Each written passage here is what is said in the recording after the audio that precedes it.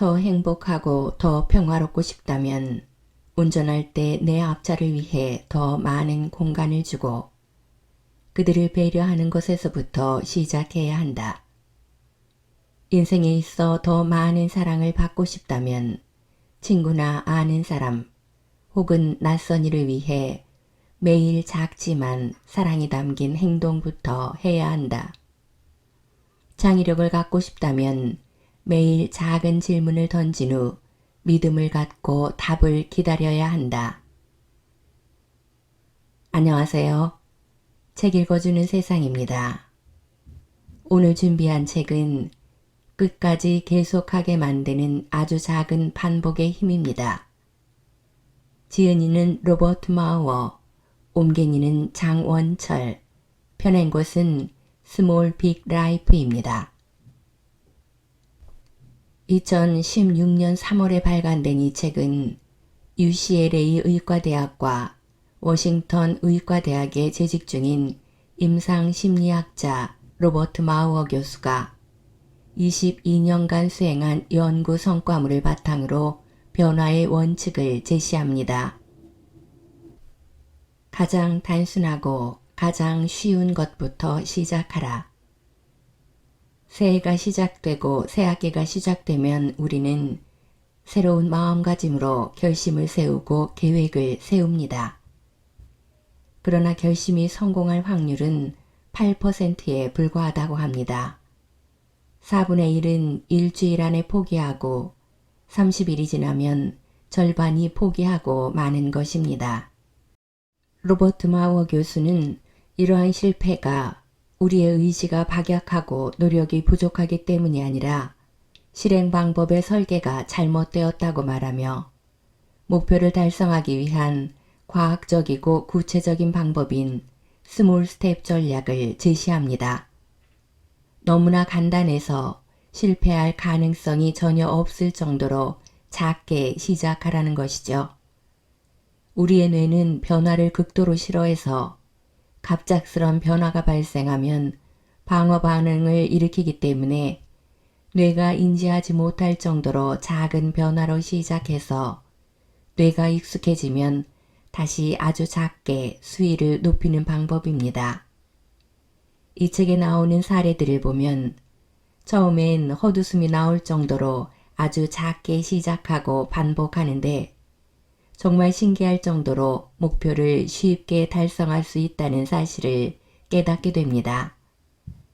여러분도 계획한 일이 있으시다면 스몰 스텝 전략을 실천해 보시기 바랍니다. 구독, 좋아요, 알림 설정은 사랑입니다. 프롤로그. 큰일을 해내는 유일한 방법은 아주 작은 일의 반복이다. 심리학과 의학에 종사하는 대부분의 사람들은 사람들이 왜 병에 걸리고 왜 인생에서 어려움을 겪는지 연구하는 경향이 있다. 하지만 심리학자로서 나는 항상 그 반대편에 호기심을 갖고 있었다. 10파운드를 줄이는 데 성공한 사람이 그 상태를 줄곧 유지하고 있다는 이야기를 들었을 때 나는 어떻게 그가 그럴 수 있는지 궁금했다. 수년 동안 외롭게 지내던 사람이 행복한 사랑을 만났을 때도 마찬가지다. 그에게 그런 행복을 안겨다 준 것은 무엇인지 호기심이 생겼다. 어떤 기업이 50년 동안 정상의 자리에 있을 때도 마찬가지다. 나는 인간의 삶에 이런 식의 성공을 가능하게 하는 요인이 무엇인지 늘 알고 싶었다. 그래서 심리학자로서 줄곧 내 호기심을 붙들고 있던 질문은 다음 두 가지였다. 사람들은 어떻게 성공하는가? 성공한 사람들은 어떻게 그 성공을 유지하는가? 물론 성공한 사람의 숫자만큼이나 성공하는 방법은 다양할 것이다. 그러나 심리학자로서 22년 동안 일해오면서 나는 많은 고객들이 한 가지 특별한 방법을 이용하여 자신의 삶을 지속적으로 변화시키는 모습을 지켜보았다. 그들은 자신의 삶을 향상시키기 위해 단순한 원칙들을 적용했다. 그 원칙을 통해 그들은 다이어트에 성공한 후 계속 날씬한 몸매를 유지했으며 한번 시작한 운동을 습관으로 정착시켰고 여러 가지 중독에서도 벗어났다. 또 좋은 인간관계를 맺은 후 그것을 지속적으로 이어갔고 정신없이 바쁠 때도 허둥대지 않고 자신의 일을 체계화할 수 있었고 자신의 경력을 성공적으로 이어갔다. 만약 당신이 자신의 삶을 변화시키고 또 그 변화를 지속시키고자 원한다면 내가 소개할 방법을 적용해 보길 바란다. 이 방법은 성공한 기업들 사이에 수십 년 동안 적용되어 온 방식이며 성공적인 삶을 이어가는 일반인들도 매일 사용하는 전략이다. 어떤 목표를 성취하고 성공적으로 이어가기 위한 이 전략은 자연스럽고 또 우아하기까지 하여 아무리 바쁘게 살아간다 할지라도 쉽게 적용할 수 있다. 이제 이 책을 읽는 당신과 이 비밀을 공유하고자 한다. 그 비밀을 공개하기 전에 먼저 줄리를 만나보자. 줄리는 시선을 떨군 채 검사실에 앉아 있었다. 고혈압과 피로 때문에 UCLA 의료센터를 찾아왔지만 가정의학과 레지던트와 내가 볼 때는 훨씬 더 심각한 문제가 있음을 알 수 있었다. 줄리는 두 아이를 기르고 있는 이혼녀였고 그녀의 고백에 따르면 약간의 우울증이 있었으며 하루하루 삶에 짓눌려 있었다. 건강 상태도 좋지 않아 일도 겨우 해내고 있었으며 몸무게는 정상보다 30파운드 이상 더 나갔다. 엄청난 스트레스가 그녀를 당뇨, 고혈압, 심장병, 심각한 우울증의 위협으로 내몰고 있었다. 줄리의 삶에 변화를 주지 않는다면 그녀는 질병과 절망의 소용돌이 속으로 곤두박질할 것이 분명했다. 심리치료요법에서 쓰이는 수십 통의 알약을 쓰지 않고도 줄리를 도와줄 수 있는 방법은 있었다. 텔레비전 뉴스나 신문에 자주 언급되는 것처럼 그것은 운동이다. 규칙적인 신체 활동은 그녀의 건강 문제를 개선시키고 힘든 하루를 이겨낼 수 있는 체력을 줄 것이고 원기를 북돋을 것이다. 옛날 같았으면 나는 돈도 안 들고 확실하기까지 한 이 방법을 열정에 가득 차 권유했을 것이다. 조깅하세요. 자전거도 타시고 에어로빅 비디오도 빌리시고요. 점심 식사 후 휴식 같은 것은 꿈도 꾸지 마시고 필요하면 1시간씩 일찍 일어나 운동하세요. 일주일에 5번은 건강을 위해 투자하세요. 하지만 줄리 눈 밑에 다크서클을 보자 그럴 마음이 사라졌다. 운동하라고 말해준 환자가 좋게 수백 명은 됐지만 극소수만이 규칙적인 습관으로 만들었을 뿐이다. 시간도 많이 들고 힘들 뿐만 아니라 어마어마한 노력까지 필요한 일이었다. 그들은 여태껏 안락했던 자기만의 삶의 방식이 깨지는 것이 두려웠는지도 모르겠다. 하지만 환자들 대부분은 두려운 것이 무엇인지 몰랐다. 여기 앉아있는 줄리도 마찬가지다. 그녀는 아이들을 먹이고 입히고 재우기 위해 이미 쉴 새 없이 일하고 있었다. 아마도 저녁마다 소파에 앉아 30분 정도 쉬는 것만이 그녀의 유일한 위안이었을 것이다. 이런 그녀에게 내가 운동하라고 하면 무슨 일이 일어날지 뻔했다. 저더러 운동할 시간을 내라고요? 제 상황이 어떤지 전혀 이해 못하시는군요. 의사로서 자신의 조언이 이렇게 무시당하는 것도 속상한 일이다. 이런 상황을 자꾸 겪다 보면 차츰 냉소적으로 변해간다. 젊은 의사들도 결국엔 그렇게 된다. 이 불행한 상황을 깨기 위해 나는 무엇을 할 수 있을까? 사람들은 변화를 원할 때 대개 혁신 전략을 먼저 떠올린다. 사람들은 혁신을 창조적인 파괴의 한 유형으로 생각하는 경향이 있다. 혁신이란 아주 격렬한 변화의 과정이다. 이상적인 경우 혁신은 아주 짧은 시간에 극적인 방향 전환을 이야기할 수 있다. 혁신은 빠르고 거대하고 격렬하게 일어나기에 아주 짧은 시간에 어마어마한 성과를 낼 수 있다. 비즈니스 세계에서 혁신이란 기술 개발을 위한 엄청난 투자와 같은 긍정적인 전략과 함께 대량 해고 같은 고통스러운 전략까지 포함한 것이다. 삶의 변화에 직면했을 때 혁신을 떠올리는 사람들도 이런 개념에 익숙하다. 삶을 변화시키기 위해 혁신의 전략을 사용하는 예들은 다음과 같다.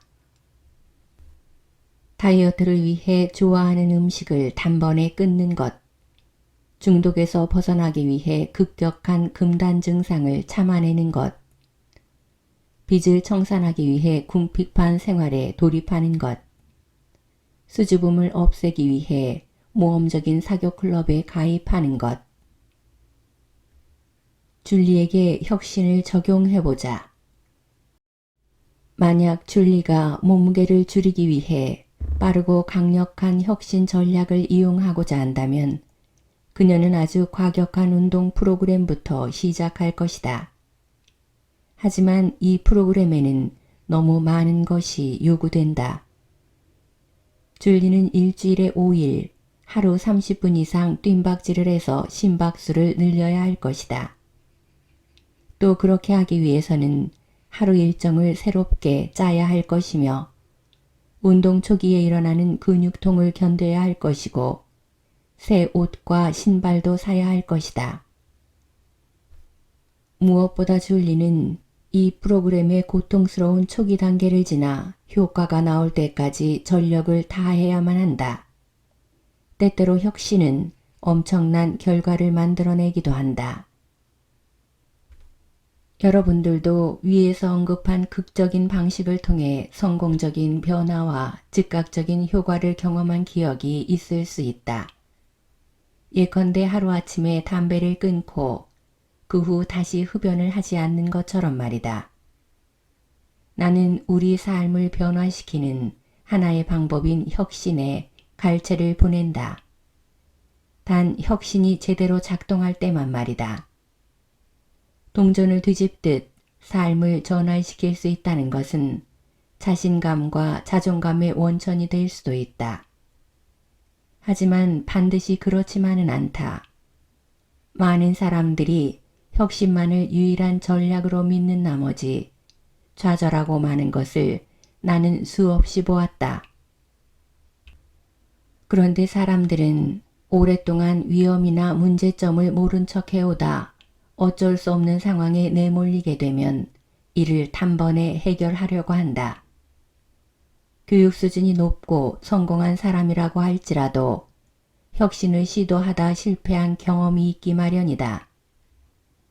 집중적인 다이어트가 실패로 돌아가고 연인과의 관계 회복을 위해 파리 여행과 같은 값비싼 일을 꾸미고도 관계 회복이 되지 않은 것처럼 말이다. 이게 바로 혁신의 문제점이다. 단기간에 성공을 움켜쥐어도 처음의 열정이 식어버리면 옛날 방식대로 돌아가는 일이 너무 잦은 것이다. 혁신은 경사가 급한 언덕을 향해 돌진하는 것과 비슷하다. 정상에 닿기도 전에 동력이 떨어지고 급격하게 시작하는 것만큼 빨리 포기하게 된다. 이런 혁신을 대체할 수 있는 다른 방법이 있다. 삶을 변화시키는 전혀 다른 전략이다. 아주 부드럽게 언덕을 올라가는 방법으로 언제 정상에 올랐는지 눈치채지도 못한다. 협상하기에도 유리하고 발걸음도 가볍다. 필요한 것은 단지 앞을 향해 그저 한 걸음 한 걸음 내딛는 것밖엔 없다. 변화를 위한 대안적인 전략의 이름은 스몰 스텝 전략이다. 스몰 스텝은 익숙하면서도 아주 강력한 고대 격언에서 비롯되었다. 도덕경에 저자인 노자는 천리길을 걷는 것도 반드시 한 걸음을 떼는 것에서 시작한다고 말했다. 지속적인 향상을 위한 스몰 스텝 전략은 대공황기 미국에서 처음으로 체계적으로 적용되기 시작했다. 1940년 프랑스가 나치 독일에 넘어갔을 때 미국의 지도자들은 연합국의 군사 장비를 긴급하게 지원해야 했다. 그들은 미군을 가능한 한 빨리 파병해야 했고 탱크와 무기, 각종 지원품까지 수송해야 하는 압력을 받았다. 전시 상황이라 시간도 촉박했다. 이 압력은 숙련된 감독관들이 미군으로 차출되어 가면서 더욱 격렬해졌다. 빠듯한 시간과 개별적인 계약을 이겨내기 위해 미국 정부는 이름하여 산업체내부 훈련원이라는 관리자 양성 과정을 만들어 중간관리자를 전미지역에 파견했다. 이들 중 일부가 다른 시대, 다른 장소에서 스몰 스텝 전략을 적용하는 씨앗이 된다. 생산량을 맞추기 위해 급격하고 혁신적인 변화를 요구하는 대신에 TWI는 이른바 지속적인 향상을 가르쳤다. 관리자들에게 전체적인 틀을 새롭게 설계하려고 시도하지 마라. 당장 개선시킬 수 있는 수백 가지의 작은 일부터 찾아라 라고 권고한 것이다. 처음 이들의 권고는 전시 상황 속에서 부적합한 것으로 보였다. 하지만 일선 노동자부터 최고 관리자들까지 생산성과 품질을 향상시킬 수 있는 아주 작은 방법을 찾기 위해 고무되어 있었다. 공장 바닥에 의견 수렴함이 놓였고 노동자의 아이디어는 중역진에게 곧바로 올라가 의무적으로 적용되었다. 우려와 달리 미국의 군수품 생산량은 놀라울 정도로 상승하기 시작했다.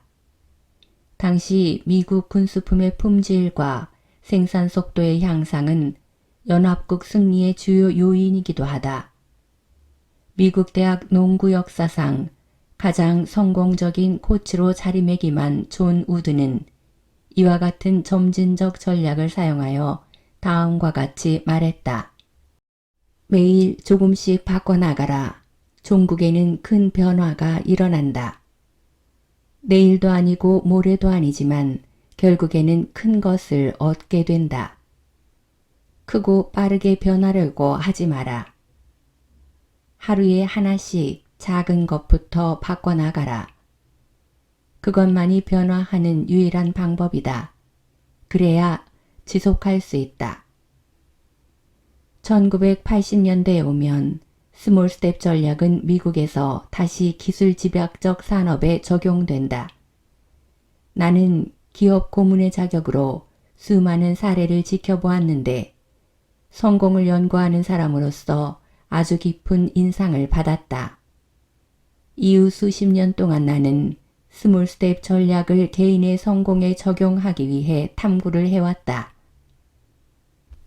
내방대들과 상담하고 또 UCLA 의학대학 교원으로 일하면서 나는 자신의 삶을 바꿔야 할 필요가 있는 수많은 사람들을 만나왔다. 나쁜 버릇을 없애고 외로움을 덜고 만족스럽지 못한 직장을 관둬야 하는 것과 같은 변화 말이다. 기업에 대해 내가 했던 일은 힘겨운 상황과 씨름하는 중역들이 그 일을 해낼 수 있도록 지지하는 역할이었다. 그들이 변화를 위해 과감하게 혁명적인 밑그림을 그리는 것을 수도 없이 지켜보았다. 어떤 이는 성공했지만 대부분은 그렇지 못했다.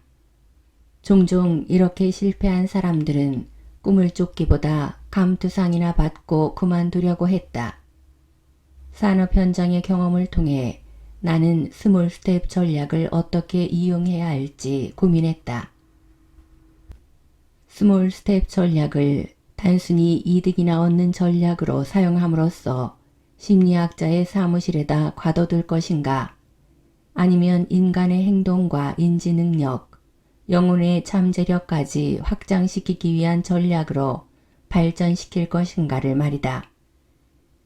줄리는 내게 스몰 스텝 전략으로 삶을 바꿀 수 있는 완벽한 후보로 보였다. 나는 줄리가 레지던트의 설명을 듣고 있는 것을 지켜보았다. 예상대로 레지던트는 줄리에게 그녀 자신을 위해 시간을 내 운동을 하라고 얘기하고 있었다. 레지던트는 줄리에게 적어도 하루에 30분은 에어로빅과 같은 운동을 하라고 말했다. 레지던트의 권고는 곧 줄리의 불신과 화를 자초할 것이 분명해 보였다. 내가 뛰어들 시간이 온 것이다. 그 대신에 텔레비전 앞에서 걸어보는 것은 어떤가요? 하루에 1분씩. 레지던트는 어처구니가 없다는 표정으로 나를 보았다. 그러나 줄리는 환하게 웃으며 말했다. 그 정도라면 할 수 있죠. 다음 방문 때 줄리는 정말로 매일 밤 텔레비전 앞에서 1분 정도 걷는다고 내게 말했다. 매일 60초 정도의 강도가 낮은 운동을 한다고 해서 그녀가 더 건강해지지는 않았을 것이다.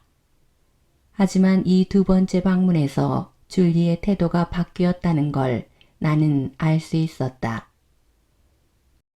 줄리는 운동 프로그램에 실패한 사람들처럼 낙담한 상태가 아니었다. 그녀의 말과 태도에 생기가 느껴졌다. 하루에 1분씩 더 할 수 있는 게 뭐 또 없을까요? 그녀가 물어왔다. 정말 기분 좋은 순간이었다. 작은 성공일 뿐이지만 지금까지 내가 수없이 지켜보았던 의기소침한 표정보다는 나은 결과였다. 우리는 줄리가 천천히 건강한 삶을 향해 나아갈 수 있도록 이끌었고 운동 습관을 들일 수 있도록 했다. 몇 달이 지나지 않아 줄리는 보다 체계적인 운동에 관심을 보였다. 그녀는 본격적인 유산소 운동을 하고 싶어 했고 실제로 규칙적이고 열성적으로 그것을 해냈다. 그 무렵 나는 의료센터를 찾아오는 고객들과 나를 고문으로 채용한 기업들의 스몰 스텝 전략을 소개하고 있었다. 내가 말하는 것들은 정말 사소한 변화였다. 처음엔 다소 부끄러울 만큼 작은 것들 말이다. 만족스럽지 못한 직장을 그만두라고 말하는 대신에 하루에 잠깐이라도 꿈에 그리는 직업이 어떤 모습일지 상상해 보라고 했다. 카페인 끊기를 원한다면 하루에 한 모금이라도 줄여보라고 했다. 직원들의 의욕을 고취시키려는 경영진들에게는 큰 것이 아니라 아주 작은 것들에 대해 보상을 해주라고 했다. 스몰 스텝 전략은 개인과 기업에서 다소 다른 양상을 보였다. 기업은 작은 변화가 조금씩 축적되어 큰 변화로 나아갔지만 개인의 심리작용은 다소 다르게 나타났다. 나를 찾아오는 고객들의 상당수는 내가 수년 동안 관찰한 사실들을 거의 직관적으로 알고 있었다. 작은 변화는 성공과 창의성을 가로막는 마음의 장벽, 즉 두려움을 회피하는 데 도움을 준다는 사실 말이다. 텅 빈 주차장에서 운전 연습을 할 때 처음엔 그냥 차에 앉아서 장비들을 만져보고 그런 다음 잠깐 동안만 운전 연습을 하듯 나의 고객들은 안전하고 위협이 없는 환경에서 변화를 위해 아주 작은 첫걸음부터 떼는 것을 배웠다. 대부분의 사람들은 긍정적인 행동 방식에 마음이 움직이기 마련이다. 규칙적인 운동, 다이어트, 책상 정리, 사랑하는 사람과 함께 시간 보내기처럼 스스로와 주변 사람들을 지지해 줄 수 있는 것들 말이다.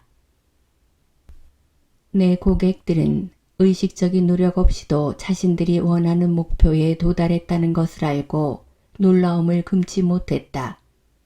어떻게 이런 일이 가능할까? 스몰 스텝 전략이 우리 뇌의 새로운 신경망을 만드는데 놀라울 정도로 효과적인 방법이기 때문이다. 내 고객은 종종 이런 말을 했다. 스몰 스텝은 너무 쉬워서 실패할 일이 없지요. 대부분의 사람들은 자신의 건강과 인간관계, 경력 등이 나아지기를 바란다. 책에서 이 주제에 대해 많은 공간을 할애할 것이다. 그러나 내가 여기서 제시하는 원칙들은 어떤 프로젝트에도 적용될 수 있는 것들이다. 손톱을 물어뜯는 습관을 끝장내고 싶은 경우에도 시간만 잡아먹는 무의미한 요구들에 노라고 말하는 것을 배우고 싶은 경우에도 가능하다. 변화를 위해 계획을 세우고 싶다면 마음속으로 작은 변화의 원래 의도가 무엇이었는지 생각하기 바란다. 스몰 스텝은 특정한 목표를 달성하는 데 매우 효과적이고 유쾌하기까지 한 방식이지만 보다 심오한 도전으로 뻗어나갈 수도 있다. 지속적으로 하지만 조금씩 향상됨으로써 늘 변화를 요구하는 세상사에 맞서는 것 말이다. 지난 수십 년 동안 온갖 사람들과 관계를 맺어오면서 다른 방식은 실패해도 왜 스몰 스텝 전략만큼은 제대로 작동하는지에 대한 이론을 만들어 왔다. 첫 번째 장에서 이 이론의 전체적인 면모를 설명할 것이다. 이어지는 장에서는 스몰 스텝 전략을 개인에게 적용하는 방식과 6가지 스몰 스텝 전략을 소개할 것이다. 6가지 전략을 요약하면 다음과 같다. 두려움을 몰아내고 창조력을 고무시키는 작은 질문을 던진다. 새로운 기술과 습관을 개발하기 위해 작은 생각을 품는다. 성공이 보장된 작은 행동을 시작한다. 위기에 직면했을 때 작은 해결 방안을 마련한다. 최고의 결과를 얻기 위해 스스로와 다른 이에게 작은 보상을 한다. 모두가 무시하고 있는 결정적인 작은 순간을 찾아낸다. 당신이 스몰 스텝 전략의 이론에 관심이 있든 실제적인 적용에 흥미가 있든 당신이 바꾸고 싶어 하는 것이 세상이든 몸무게를 몇 파운드 빼든 자신에게 맞게 이 책을 활용하면 된다. 분명한 것은 위에 소개된 6가지 전략 모두를 시도할 필요는 없다는 것이다. 나는 내 고객들이 6가지 중 2~3가지를 채택하여 자신에게 최적화된 프로그램을 만들었을 때 기분이 좋았다. 앞으로 소개될 장에서 사람들이 스몰 스텝 전략을 사용해 어떻게 최상의 결과를 얻게 되는지 설명할 것이다. 나는 독자들도 그들이 보여주는 것과 동일한 방식으로 이 전략을 스스로에게 적용해 보길 권한다. 각 장에서 독자들은 특정 스몰 스텝 전략을 활용하는 방법을 만나게 될 것이다. 각자에게 맞는 방식을 찾아 적용하라. 변하는 것이 없을지라도 두려워 말자. 단 이것만은 기억하자. 발걸음이 작다 해도 그 발걸음이 이룬 것은 작지 않다. 비록 작은 것으로 시작했지만 그 끝은 결코 작지 않다. 명령보다 강한 질문의 힘. 다음과 같은 실험을 한번 해보자. 직장이든 어디든 상관없다. 당신 친구 중 차가 있는 사람에게 다음과 같이 물어보라. 오늘 내 차 옆에 주차된 차 색깔이 뭐였어? 친구는 이상한 질문이라 생각하겠지만 곧 모르겠다고 할 것이다. 다음 날에도 그 다음 날에도 계속해서 똑같은 질문을 반복해보자. 네 번째 혹은 다섯 번째 날이 되면 친구도 어쩔 수가 없다. 주차를 하면서 실없이 반복되는 당신의 질문을 자동적으로 떠올리게 된다. 친구는 대답을 하기 위해 잠깐이라도 차의 색깔을 기억해 둘 수밖에 없다. 이 실험 이야기를 꺼낸 것은 우리 뇌의 한 부분인 해마의 역할을 설명하기 위해서다. 해마는 포유류의 측두 옆에 위치하는 것으로 어떤 정보를 저장하고 다시 꺼내야 하는지를 결정한다. 해마가 어떤 정보를 저장할 것이냐를 판단하는 기준은 반복이다. 질문이 반복되면 뇌는 어쩔 수가 없다.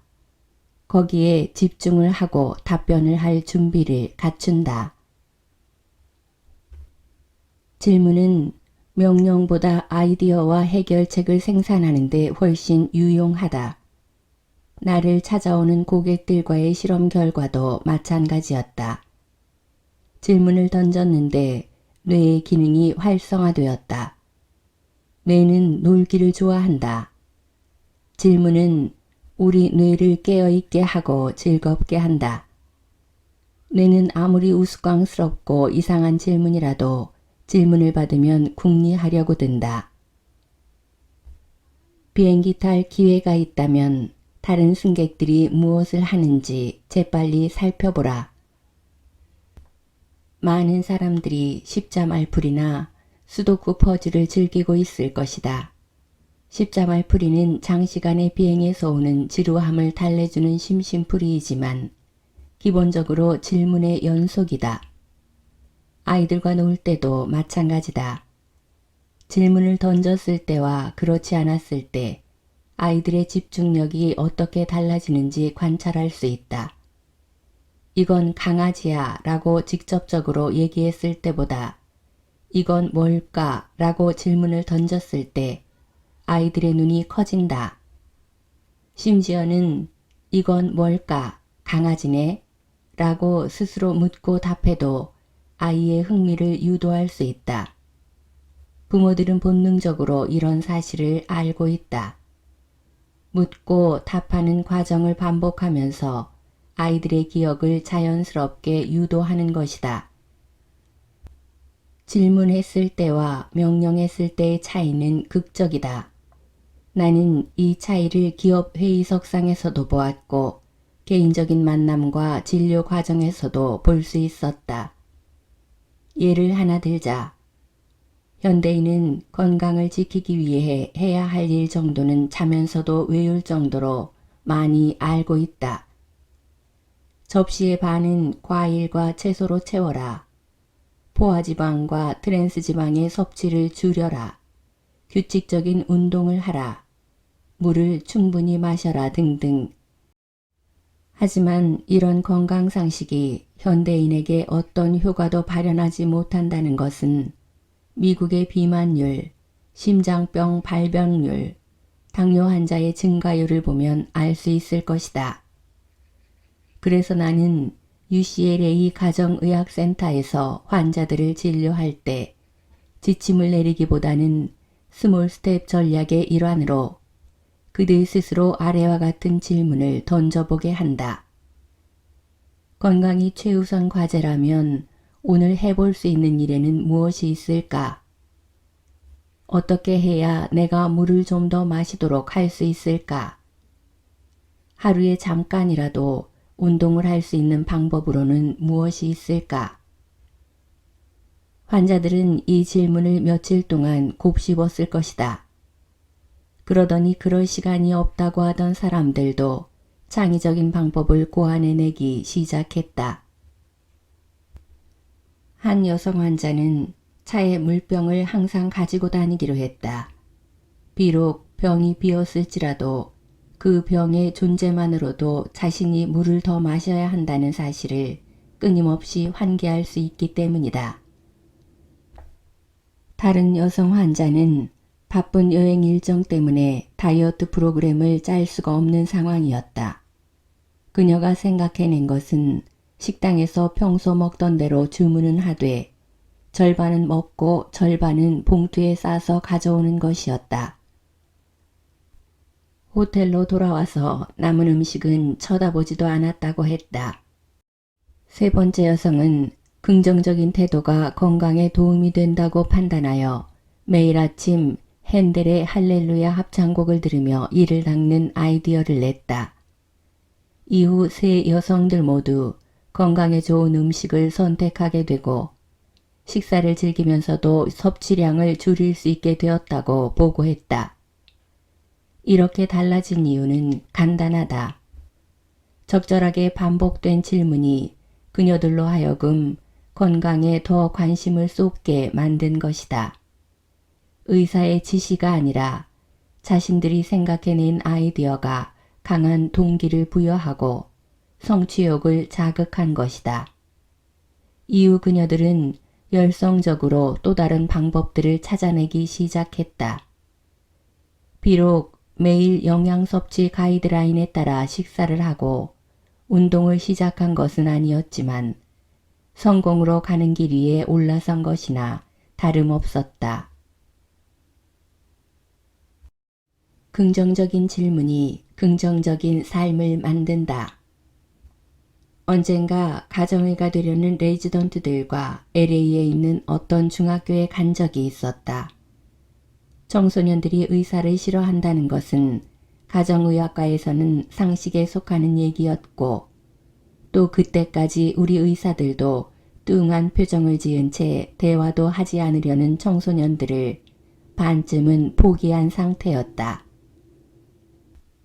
특히나 마약 남용, 섹스, 흡연 등과 같은 중요한 문제로 아이들과 이야기를 나누고 싶어하는 의사들에게 이런 상황은 좌절감을 안겨주는 것이기도 했다.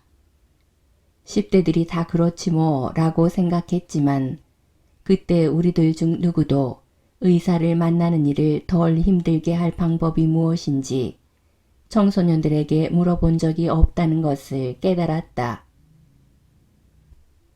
그래서 우리는 의사인 우리 입장이 아니라 아이들 입장에서 더 편한 장소인 교실로 갔다. 거기서 아이들에게 의사를 만나러 갈 때 좋은 점과 나쁜 점이 있다면 그게 무엇인지 물었다. 한 여학생이 손을 들고 말하기를 의사에게 가면 거기서 무슨 치료를 받는 것인지 파상풍 예방을 위해 두 번째 주사를 맞는 것은 아닌지 혹은 또 다른 겁나는 치료가 기다리고 있는 것은 아닌지 내내 걱정하는 게 싫다고 했다. 그러면서 진료 초기에 미리 모든 과정을 말해줘서 환자가 의사의 질문과 조언에 집중할 수 있도록 해줬으면 좋겠다고 제안했다. 다른 아이들도 동의한다는 뜻으로 고개를 끄덕이고 있었다. 다른 학생들은 부모와 함께 병원에 갔으면 좋겠다고 말했는데 우리로서는 그 말이 다소 놀라운 얘기였다. 그때까지 우리들은 청소년들이 부모와 함께 병원을 찾는 것을 부끄러워한다고 생각했기 때문이다. 청소년기의 모순적인 심리 상태가 드러나는 경우이겠지만 또 다른 학생은 부모를 거치지 않고 의사들과 바로 개인적인 상담을 하고 싶다고도 했다. 가정의학과 레지던트들은 모두 청소년들이 올바르게 성장할 수 있도록 도와주고 싶은 사람들이다. 하지만 그들 중 누구도 의학적 관점에서 벗어나 청소년들을 하나의 인격체로 존중하려고 한 사람은 없었다. 청소년들과 학교에서 만나 사소한 질문을 던졌던 이 의사들의 선의는 스몰 스텝 전략의 구성 요소나 다름이 없다. 누군가를 존중하고 사랑하게 되면 미리부터 그런 태도와 답변을 가졌다고 생각했던 사람들조차 새롭게 이해하게 되는 것이다. 이와 비슷한 방식으로 스몰 스텝 전략에서 사용하는 질문을 이용한 사람이 있다. 내가 아는 어떤 교장은 자신과 만난 사람들 중 누구라도 언짢은 표정으로 교장실을 나가게 되면 자기에게 알려달라고 비서에게 요청했다. 존경받을 만한 이 교장은 학생이든 학부모이든 교장실로 불러오면 상처받기 쉬워지고 교장실을 나갈 때까지 자기 감정을 잘 드러내지 않는다는 것을 알고 있었다. 비서를 자신의 일부로 만듦으로써 민감한 학생과 학부모에 대해 후속 조치를 취했던 것이다. 성공한 사장들의 대부분은 부하 직원들에게 이런 질문을 던진다. 직원, 고객, 중개인들이 나에게 바라는 개선점은 무엇인가? 이때 솔직한 답변을 들으려면 그 답에 즉각 보상을 해주는 것이 중요하다. 내가 아는 법률가는 관련 직원들을 정기적으로 소집한 뒤 자신의 재판 변론을 들려준 후 현장에서 제안을 받는 경우도 있었다. 다른 사람에게 질문을 던지는 것은 내가 원하는 것이 무엇인지 정확히 얘기할 수 없을 때도 도움이 된다. 결혼 생활에 만족하지 못하던 여성이 있었다. 남편에게 원하는 것이 뭐냐고 물었을 때 그녀는 그냥 멍한 표정만 지은 채 나를 바라보고 있었다. 그녀는 두 아이를 길러 대학까지 보냈고 부모가 돌아가실 때까지 모셨으며 남편의 성공을 뒷바라지한 여성이었다.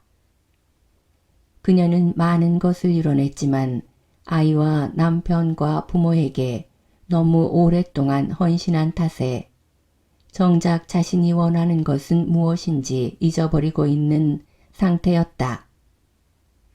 그녀는 자신을 대하는 남편의 태도에 화가 난다고 했지만 어떻게 대우받고 싶은지는 말하지 못했다.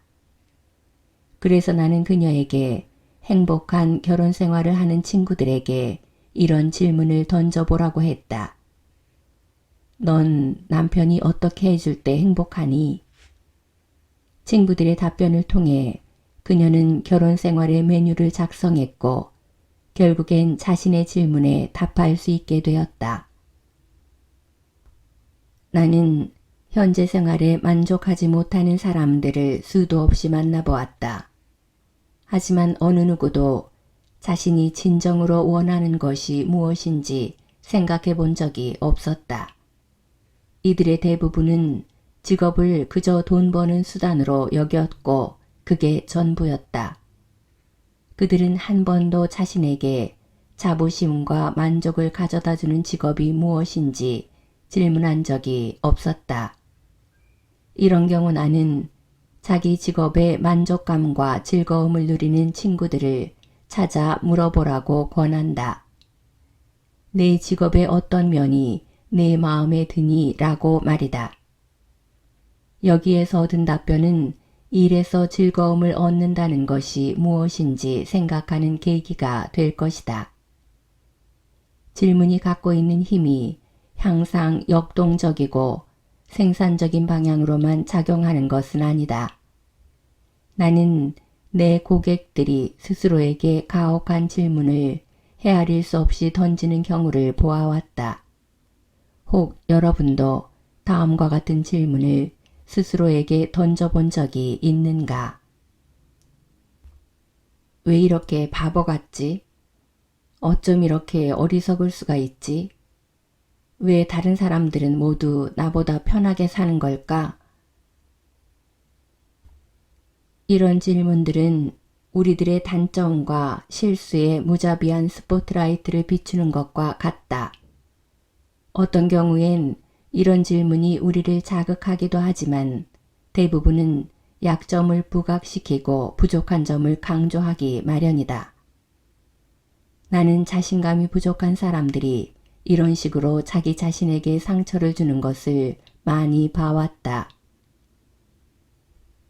이럴 때 나는 또 다른 스몰 스텝 전략의 한 방법을 권해준다. 날마다 내 사소함에 전화를 걸어 자신에 대한 긍정적인 생각이나 그날 행한 긍정적인 행동 등에 대해 이야기하는 것이다. 아무리 사소한 것이라도 상관은 없다.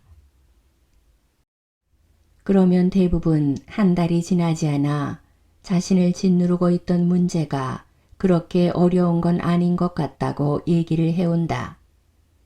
이때부터 스스로를 긍정적으로 바라보게 되고 변화라는 것을 자신의 결점을 수정해야 하는 것이 아니라 용기와 체력을 필요로 하는 긴 여행으로 받아들이게 된다.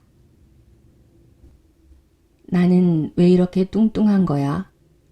나는 왜 이리 어리석은 거지와 같은 부정적인 질문으로 자신을 괴롭히는 성향이 있다면 이제부터는 이렇게 묻자.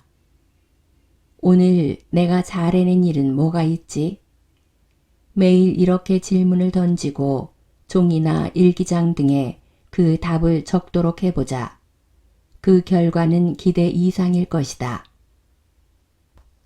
변화하고 싶다면 작고 긍정적인 질문을 던져야 한다. 그렇게 했을 때 우리의 뇌는 창의성을 발휘할 수 있도록 프로그래밍 된다. 질문 하나를 선택해 몇 날 며칠 동안이라도 반복해야 한다. 고압적인 명령이나 요구를 던져 얼어붙게 하지 말고 즐거운 도전으로 받아들이게 해야 생산적인 결과를 만들어낼 수 있다.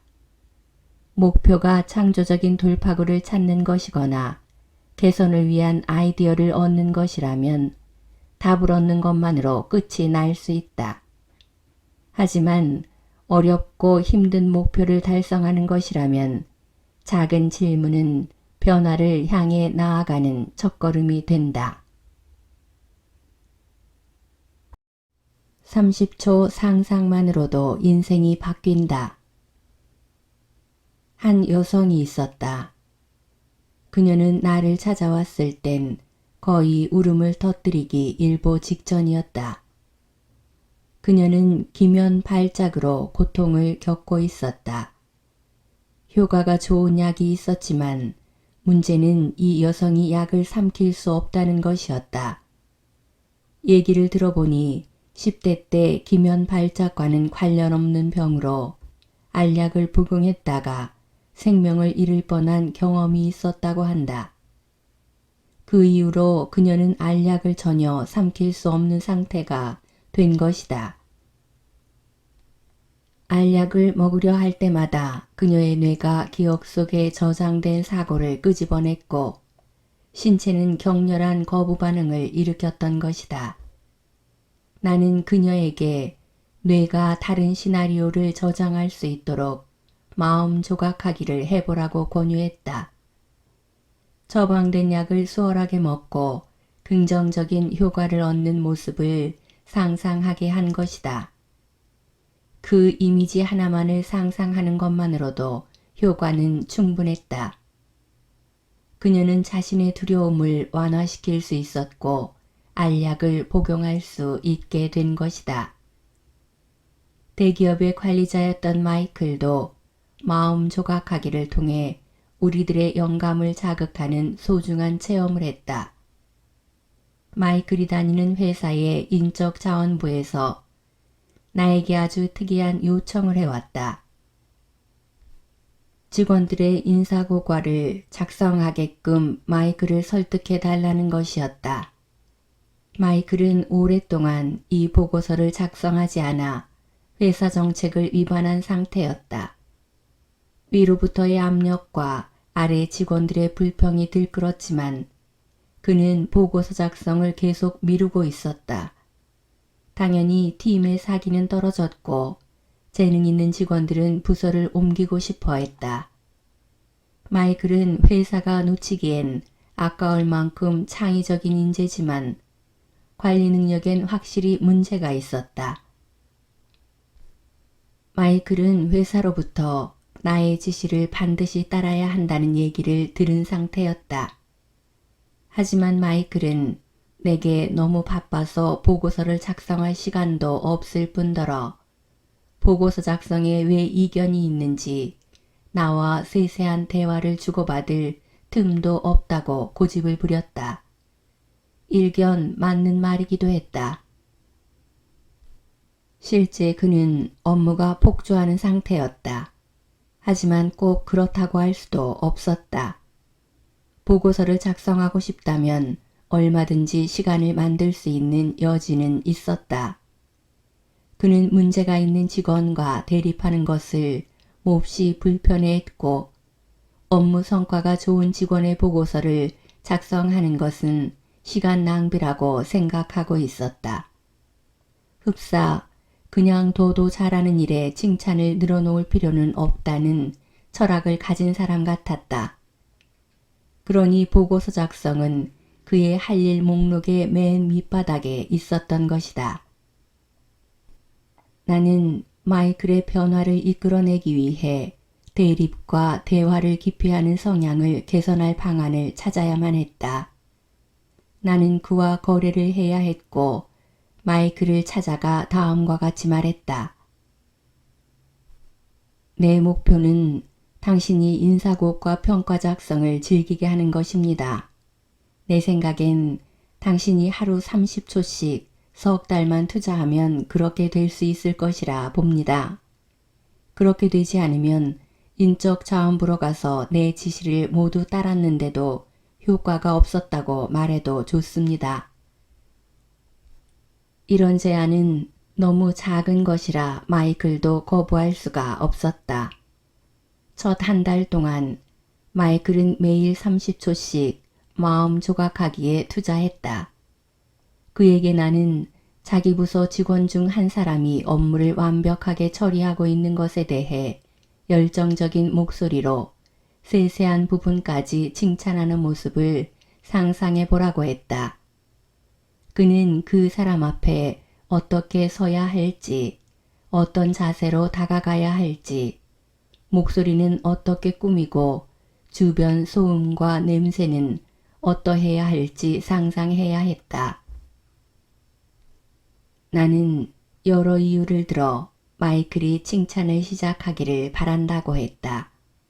대부분의 사람들처럼 마이클도 비난보다 칭찬이 더 쉽다는 것을 알았지만 너무 오랫동안 이 문제를 방치해 자신의 조직원들을 그저 문제가 있는 집단으로 보고 있었을 뿐이었다. 하지만 나와 함께 그는 조금씩 달라지고 있었다. 심리학의 연구 결과에 의하면 과소평가받는 사람들은 비판에 대해서는 분노로 맞서고 충고에 대해서는 무시로 대응하는 성향이 있다고 한다. 칭찬을 행하는 마음 조각하기를 통해 마이클은 자신에게 부자연스럽다고 여겨지던 행동을 배운 것만이 아니다.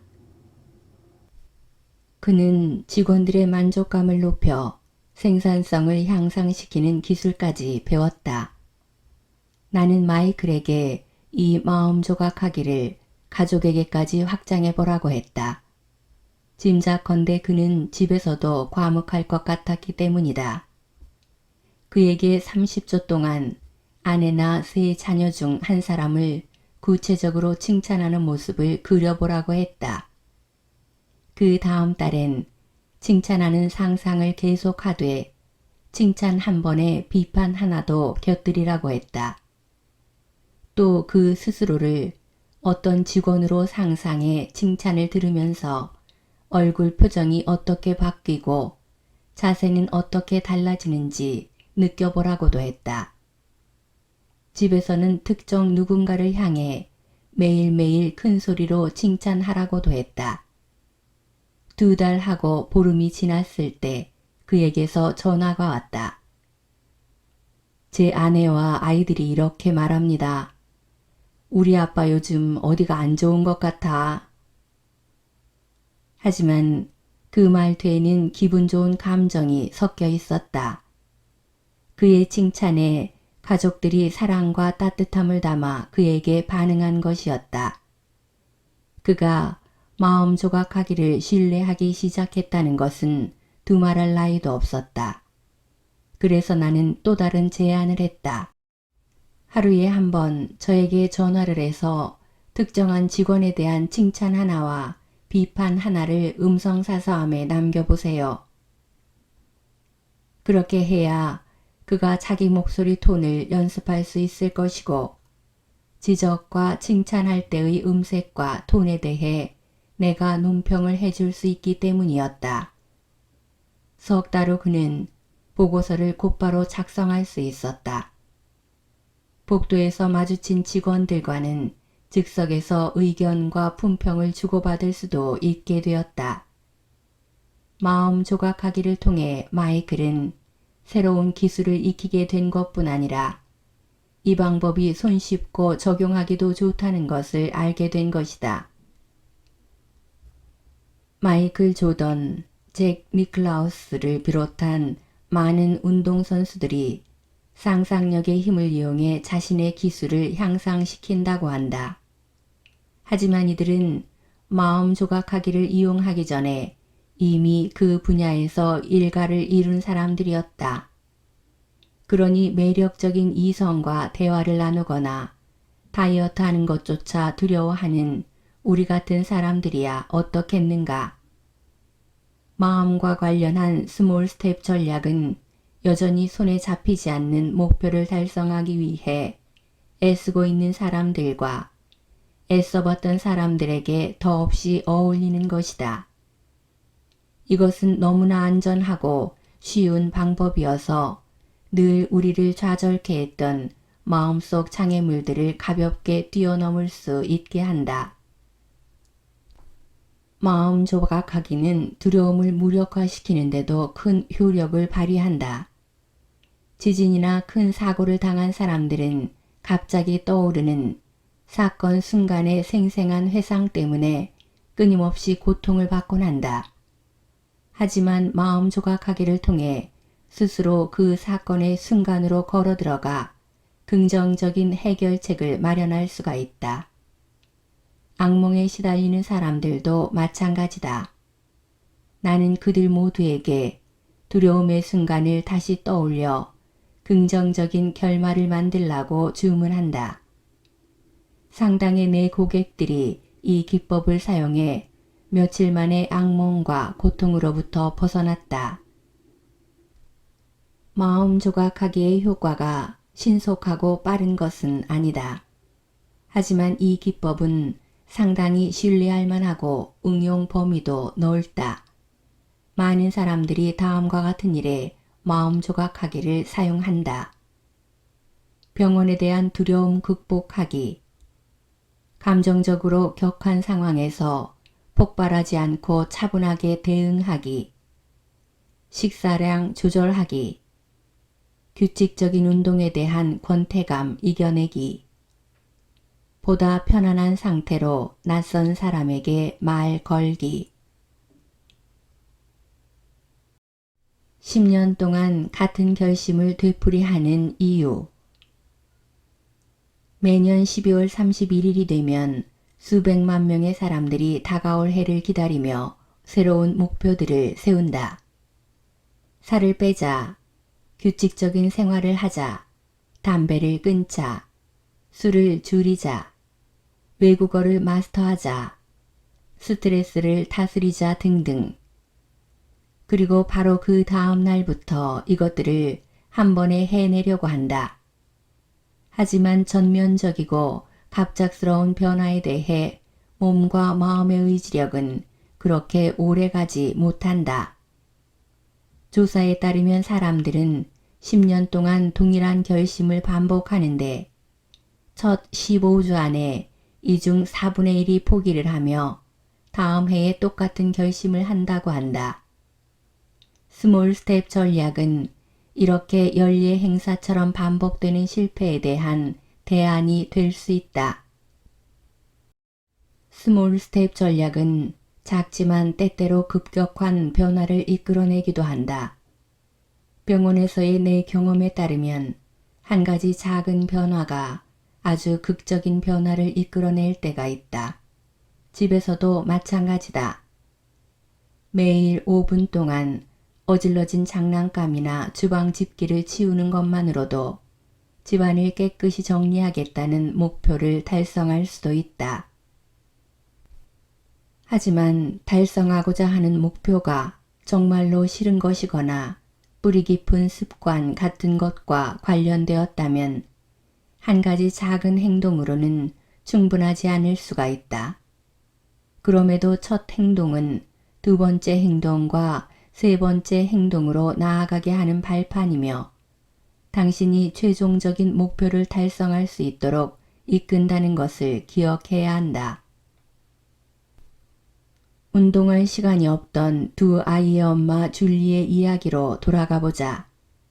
줄리는 아주 작은 행동, 즉 매일 텔레비전 앞에서 1분 동안 걷는 것으로 시작했다.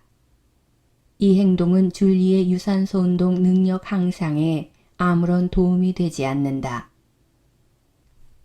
하지만 줄리에게는 아주 중요한 의미를 주는 것이었다. 생활 속에서 운동할 수 있다는 가능성을 열어준 것이다. 몇 주가 지난 후 줄리는 하나의 광고 시간 동안 걷기로 결심했다. 이를 완수하고 나자 이번에는 광고 2개가 나가는 동안 걷기로 했다. 그러고 나서 줄리는 빠져들기 시작했다. 광고가 끝이 나고 텔레비전 쇼가 다시 시작되었는데도 줄리는 여전히 운동하고 있는 자신을 발견한 것이다. 살아가는 것에 급급했던 여인이 자신이 깨닫지도 못하는 사이 미국 의학협회가 권장하는 하루 30분의 유산소 운동을 거의 매일 하게 되었고 그것을 즐기기까지 된 것이다. 이제 운동은 그녀의 습관이 되었고 하루라도 빠뜨리게 되면 허전한 것이 되기까지 했다.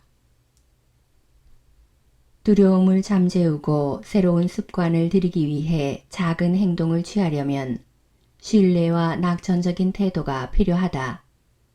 변화하기 위해 고군분투하는 사람들은 변화하기가 어려워서가 아니라 너무 쉽게 생각하기에 못하는 것이다. 더 빨리, 더 많은 것을 해내야 더 좋은 결과를 얻을 수 있다고 생각하는 것이다. 그들은 변화는 즉각적이어야 한다는 문화적 통념을 극복해야 하고 엄격한 자기 절제 능력을 키워야 하고 그 과정이 즐겁지 않다는 것과도 싸워야 한다. 그들은 처음에 이렇게 생각한다. 하루 1분으로 언제 내 목표를 달성하겠어? 이런 속도라면 해가 넘어가겠다. 스몰 스텝 전략은 우리에게 인내심을 요구하는 동시에 여유 있는 마음가짐을 권한다. 작은 첫걸음으로도 변화에 수반되는 장애물을 극복할 수 있다는 믿음을 가져야 한다. 변화의 시간표를 통제할 수 없는 일이다. 즉, 우리는 운전이나 스키, 기타 연주를 배울 때 언제가 돼야 그 일을 능숙하게 할 수 있을지 알 수 없다. 하지만 스몰 스텝 전략을 따른다면 이 목표를 향해 순조롭게 나아가고 있다는 것이고 그렇게 믿어야 한다. 지금까지 책 읽어주는 세상이었습니다.